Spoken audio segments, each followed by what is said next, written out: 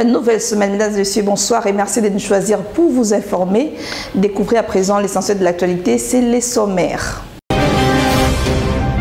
À marge de ce mois de mars dédié aux droits des femmes, une proposition de loi en faveur des femmes salariées vient d'être déposée à l'Assemblée nationale ce lundi 20 mars. 321 millions de francophones, 2 milliards de contenus culturels. C'est sur cette thématique que le monde célèbre ce lundi la journée internationale de la francophonie. Dans les restes d'actualité, éliminatoire de la CAN Côte d'Ivoire 2023, les léopards de la RDC ont démarré les rassemblements ce lundi à Lubumbashi en prévision de la rencontre du 24 mars prochain. Découvrez à présent le reste de l'actualité. Une fois de plus, bonsoir. Après l'approbation à l'unanimité du Parlement angolais en faveur de l'envoi d'un contingent de l'armée militaire dans l'est de la RDC, le président de la République, Félix Tshisekedi, a rencontré son homologue Joao Lourenço. Le samedi 18 mars, cette rencontre de plusieurs heures a permis aux deux chefs d'État d'évaluer les processus de paix de Luanda, dont le président angolais est médiateur désigné par l'Union africaine. Suivez les précisions avec nos confrères de la RTNC. C'est une rencontre d'évaluation du processus de paix et de pacification de la partie est de la République démocratique du Congo, théâtre d'affrontement entre l'armée congolaise et les rebelles du M23, appuyés par l'armée rwandaise. Au menu de la rencontre entre le président de la République, Félix Antoine Tshisekedi Tshilombo, et son homologue angolais Joao Lourenço, passer au peigne fin les différentes étapes franchies dans la recherche d'une paix durable sous les auspices du facilitateur désigné par l'Union africaine et l'EAC dans la crise sécuritaire entre la RDC et le Rwanda, parrain de la rébellion du M23. Après l'accueil à l'aéroport, avec tous les honneurs habituels, le président de la République, Félix Antoine Tshisekedi Tshilombo, s'est rendu au palais présidentiel de la Cidade Alta où l'attendait son homologue Joao Lourenço. Il s'en est suivi un entretien à deux, hors projecteur, qui a duré plus de 2 heures. Le président Lourenço a sollicité le Parlement de son pays pour voter une résolution accordant l'envoi d'un contingent de 500 soldats à l'est de la RDC. L'arrivée du chef de l'État dans la capitale angolaise ce samedi 18 mars intervient dans une approche informative, le but étant également de recueillir tous les détails opérationnels de cette mission des soldats des forces armées angolaises dans l'est de la RDC. Vous savez que non seulement le processus de désengagement, de cesser le feu qui a été décidé par l'Union africaine et accepté aussi par la communauté internationale est en souffrance. En fait, l'Angola a un mandat renforcé de faire en sorte que les plans de paix Luanda-Nairobi auxquels j'ai fait allusion soient effectivement exécutés par le M23. Et donc, le Parlement angolais a avalisé cette initiative forte. Les entrevues entre les deux personnalités interviennent alors que les nouvelles du front renseignent que des rebelles terroristes du M23 se seraient retirés de plusieurs localités de l'Est et une relative accalmie s'observe sur le terrain. Ces quelques heures passées à Luanda auront suffi aux garants des institutions et commandant suprême des FARDC de s'imprégner des dispositions prises par le Parlement angolais, une preuve éloquente de sa détermination à ramener la paix durable à l'Est, mais aussi se rassurer auprès de son homologue Joao Lourenço que le contingent annoncé avec ses quelques 500 hommes aux côtés des troupes de la MONUSCO et de l'EAC ne sera pas une force de trop déployée à l'Est de la RDC. La précarité de la situation sécuritaire dans le nord-est de la RDC est au centre de plusieurs réflexions et ce lundi 20 mars, le président du Sénat en a parlé avec une délégation de la Fondation des leaders pour la paix conduite par l'ancien Premier ministre français Jean-Pierre Raffarin. S'agissant du processus électoral, Batou Lekobo a rassuré à ses hôtes la volonté du président de la République de respecter les délais constitutionnels. Nous sommes très sensibles au malheur des populations qui aujourd'hui souffrent la guerre et qui sont aujourd'hui souvent d'être déportées. Nous sommes très sensibles aux efforts qui sont faits dans tout le pays pour conduire à la paix. Et nous voulons aussi exprimer une préoccupation de la communauté internationale que nous représentons de manière très libre pour que les sujets qui sont ceux de la République démocratique du Congo soient pris en compte par la communauté internationale. Il y va au fond du développement économique et social, mais il y va aussi de toutes les douleurs et les souffrances que la guerre fait vivre. La guerre fait vivre aux déplacés, que la fait vivre à toutes ces femmes qu'elle mutile et à tous ces enfants déracinés. Et c'est pour cette recherche de paix que nous sommes très heureux. Et puis, je l'ai dit au sommaire, le droit à la totalité de la rémunération due à la femme salariée qui prend son congé de maternité doit être respecté. Ce sont là le mot du député national Éric Tchoukouma qui vient de déposer ce lundi une proposition de loi modifiant et complétant le cadre de travail en vigueur en RDC au bureau de l'Assemblée nationale. Suivez les détails avec Vini Bekoli. En ce mois de célébration des droits des femmes, le député national Éric Tchoukouma a déposé ce lundi 20 mars au bureau de l'Assemblée nationale la proposition de loi modifiant et complétant le code du travail en vigueur en République démocratique du Congo. Cette initiative lui est inspirée par une juriste d'Erti Ekofo et elle a bénéficié particulièrement du concours d'un autre juriste analyste, Alain Ngundaikala. Cette modification concerne particulièrement l'article 130 alinéa 2 du Code du travail en y insérant les droits à la totalité de la rémunération due à la femme salariée durant son congé de maternité en lieu et place de seulement du 2/3 comme c'est le cas actuellement. Nos réflexions ont été axées sur la nécessité de pouvoir promouvoir le droit de la femme salariée ici en République démocratique du Congo. Et aujourd'hui, tel que vous venez de le voir, nous avons déposé une proposition de loi modifiant et complétant le code du travail en vigueur en République démocratique du Congo, spécialement dans son article 130 alinéa 2, pour pouvoir intégrer le droit à la totalité de la rémunération due à la femme salariée qui prend son congé de maternité selon la loi ici en République démocratique du Congo. C'est l'essence du texte que nous venons de déposer au bureau et nous pensons que ce texte devra bénéficier d'un soutien d'une large majorité de femmes qui travaillent ici en République démocratique du Congo afin de pouvoir bénéficier de la totalité de la rémunération qui leur sont dues pendant qu'elles prennent leur congé de maternité. Il a par ailleurs soutenu que cette pratique n'est qu'une invention congolaise. La plupart des codes du travail des pays de l'Afrique subsaharienne, dont nos voisins, garantissent l'octroi de la totalité de la rémunération pour maintenir la stabilité des revenus à la femme au moment où elle en a le plus besoin. En diplomatie, la RDC, l'Angola et l'Afrique du Sud ont mis sur pied une feuille de route de coopération stratégique et durable. Une résolution qui a été prise à l'issue des échanges entre les ministres des Affaires étrangères de ces trois pays ce dimanche à Kinshasa. Suivez. La République démocratique du Congo, l'Angola et l'Afrique du Sud ont évalué les mécanismes de partenariat stratégique signés depuis 2013.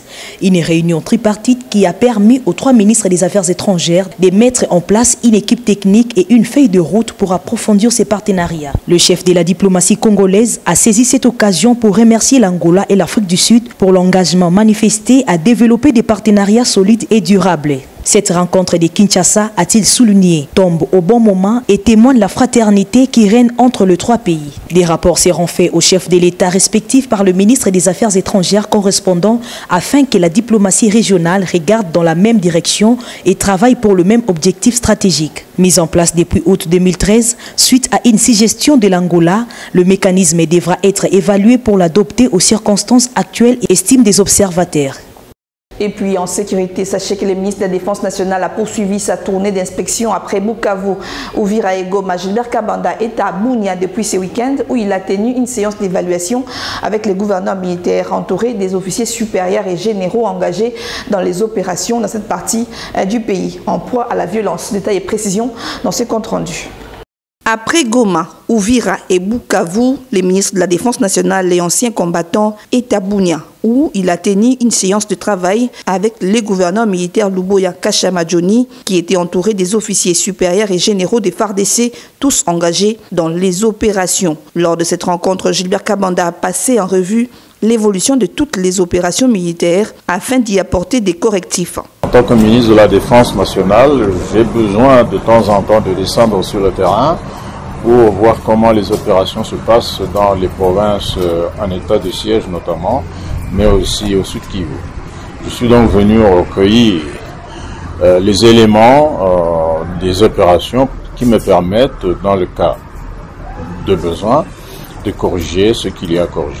Pour sa part, le gouverneur a confirmé les avancées sur le plan sécuritaire dans sa province. À en croire le lieutenant-général Luboya, il y a lieu d'espérer la pacification totale de l'Ituri malgré quelques poches de résistance. On peut retenir qu'il y a vraiment des avancées, comme vous le savez.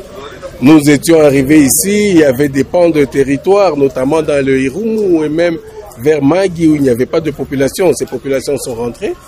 C'est vrai que il y avait cette rupture de confiance entre la population et l'État, et nous sommes arrivés, nous avons reconstruit cette confiance-là.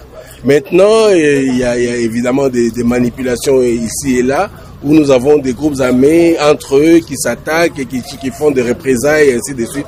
Et donc ça, je crois que ça va se terminer d'ici là, dans l'approche et militaire et non militaire que nous continuons à programmer, quoi. Pour rappel, cette visite du ministre Kabanda dans la province de l'Ituri s'inscrit dans le cadre de sa visite d'inspection des opérations menées dans les zones en proie à la violence. Restons dans les questions liées à la sécurité pour vous informer que le secteur opérationnel Sukola 2 Nord Kivu est désormais sous le commandement du général-major Clément Bitangalo. La cérémonie de remise et reprise avec son prédécesseur, le général de brigade Moyo Rabit, s'est déroulée ce lundi 20 mars à Goma. Juste après, le commandant Sukola 2 va se déployer dans la zone des Ruindi. Suivez. Le général-major Clément Bitangalo vient de prendre les rênes du secteur opérationnel Sukola 2 Nord Kivu. La cérémonie de remise et reprise a eu lieu ce 20 mars 2023 à Goma. À l'occasion, il a remercié le général de brigade Moyo Richard qui a tenu pendant son absence l'intérim à ses postes, à qui il promet d'ailleurs recours en cas de besoin. Pendant la période de mon absence, avec toutes ces difficultés que vous avez connues en tant que commandant, vous avez su rassembler tout l'état-major mené avec leadership, tous les officiers et nos troupes sur le terrain de bataille. Ce n'est pas une tâche aisée, ça a été un challenge, mais vous avez su maintenir ces hommes sur le front malgré quelques difficultés. Au-delà de ces remerciements, je voudrais vous dire combien nous allons toujours continuer à faire recours à votre expertise. Bien qu'état déjà parti, chaque fois que ça sera nécessaire, on ne manquera pas à faire appel à votre expertise pour que cela puisse continuer à nous aider pendant la conduite des opérations et au moment de votre absence. Mon général, encore une fois, merci. La carrière est encore longue. Nous sommes collègues, nous sommes compatriotes.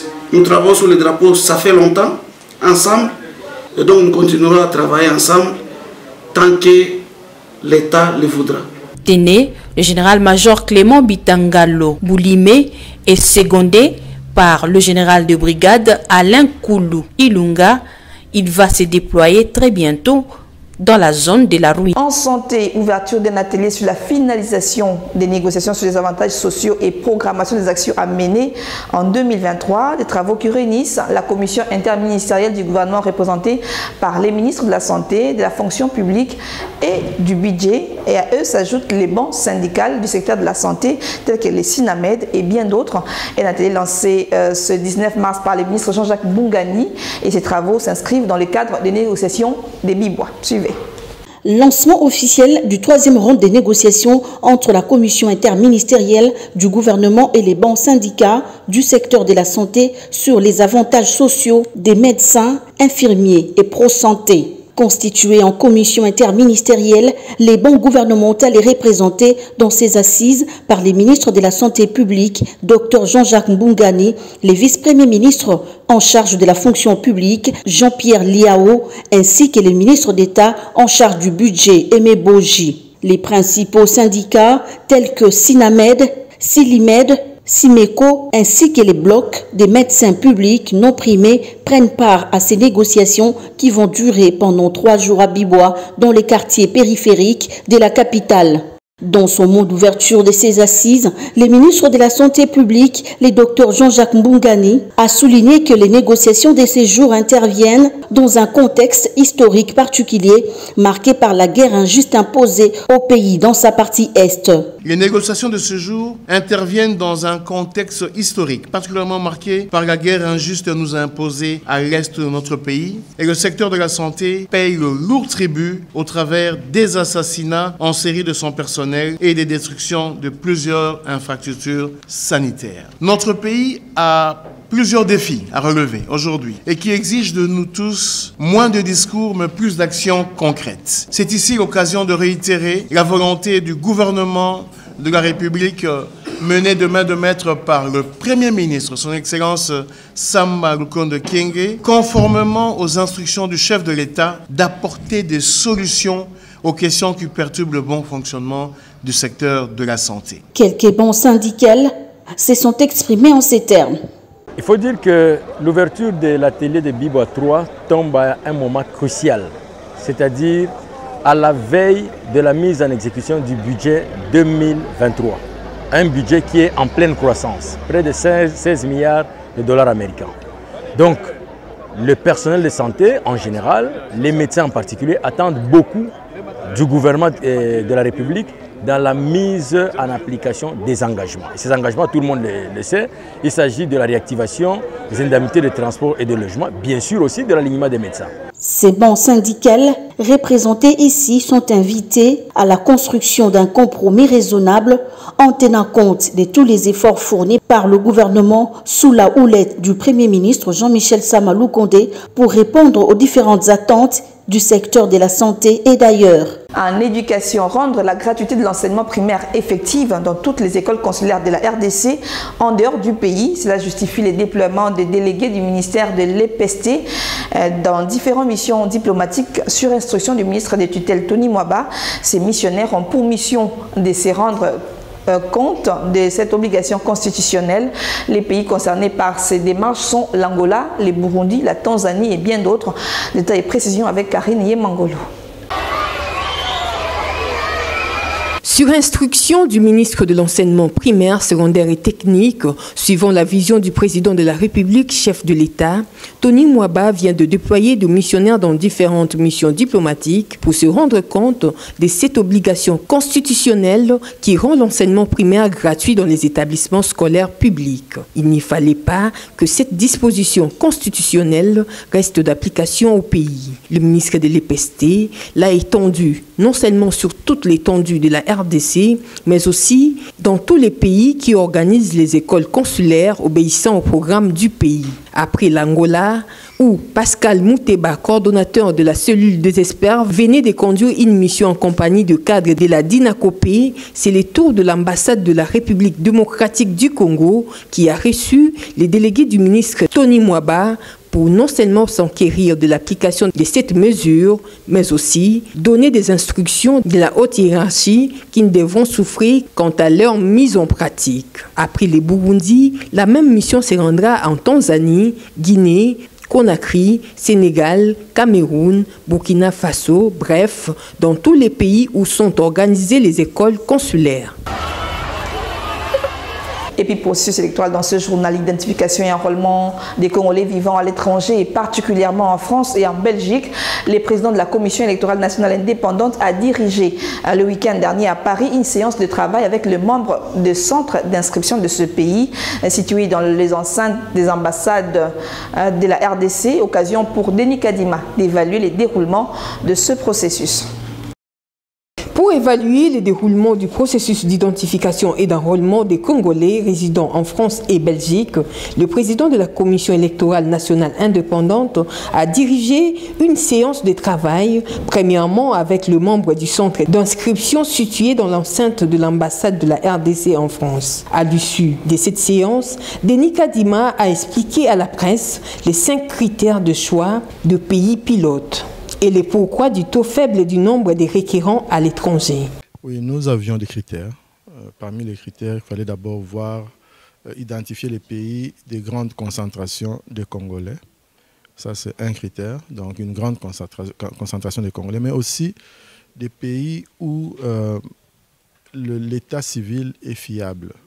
Parce que vous savez, dans beaucoup de pays, surtout dans les pays voisins, les Congolais qui y sont ne sont pas toujours documentés, ils n'ont pas toujours les papiers nécessaires. Ce serait vraiment compliqué la situation. Vous avez sans doute vu que pour s'enrôler ici, il faut avoir des documents fiables, sinon on ne vous permet pas de le faire parce que la loi elle-même est très stricte. Et bien voilà, c'était un peu parmi les critères que nous avions choisis. Et les 5 pays en question ont émergé comme pays de choix. Que les élections de 2023, en ce qui concerne les Congolais résidents à l'extérieur, ne se feront qu'au niveau du présidentiel. Donc, ça ne se fera pas au niveau de législative, locale et tout ça. Alors, qu'est-ce que nous comptons faire après cette activité d'enrôler les Congolais résidents à l'étranger? Nous allons organiser des ateliers pour tirer des leçons. Après la France, le président de la centrale électorale s'est rendu à Bruxelles, au centre d'inscription situé également au sein de l'ambassade de la RDC pour le même exercice. Mais avant cela, le numéro 1 de la CENI a présenté ses civilités à l'ambassadeur de la RDC en Belgique, Christian Ndongala. Signalons par ailleurs que l'opération d'identification et d'enrôlement des Congolais résidant en France va se clôturer le 21 mars prochain. Et puis, célébration ce lundi 20 mars de la Journée internationale de la francophonie sous le thème 321 millions de francophones, des milliards de contenus culturels. Lors de cette énième commémoration, l'Organisation internationale de la francophonie s'est félicitée pour la présence de la langue française dans la production culturelle mondiale. Détails et précisions, welcome Gimbi.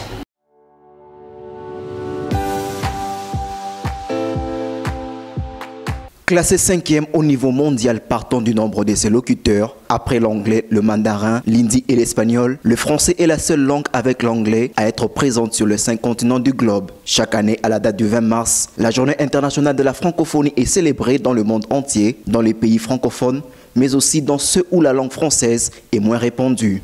L'objectif est de prôner la création culturelle francophone, sa diversité, mais aussi reconnaître le potentiel de la langue et de la culture à unir le pays, à créer des espaces de solidarité et de compréhension mutuelle pour réfléchir ensemble sur un avenir commun. Lors de la crise sanitaire mondiale de Covid-19, la secrétaire générale de l'Organisation internationale de la francophonie, Louise Mouchikouabo, a salué le courage des professeurs de français à travers le monde qui font preuve d'agilité, d'imagination et de créativité dans la continuation de faire du français une langue de partage qui compte à ce jour 321 millions de locuteurs. Comment apprendre à parler une langue derrière un masque ou à distance? Vous avez fait preuve d'agilité, d'imagination et de créativité pour arriver à garder le lien et le cap pour continuer à faire du français cette langue partagée à travers les continents, une langue de partage pour prendre la thématique de ce congrès. Premier pays francophone vu sa démographie, la RDC a été choisie d'organiser la 9e édition des Jeux de la francophonie qui se tiendront à Kinshasa. Après plusieurs reports, ce grand rendez-vous mettant en valeur la jeunesse francophone est prévu du 28 juillet au 6 août 2023. Pour cette année, la Journée internationale de la francophonie est célébrée sous le thème 321 millions de francophones, des milliards de contenus culturels.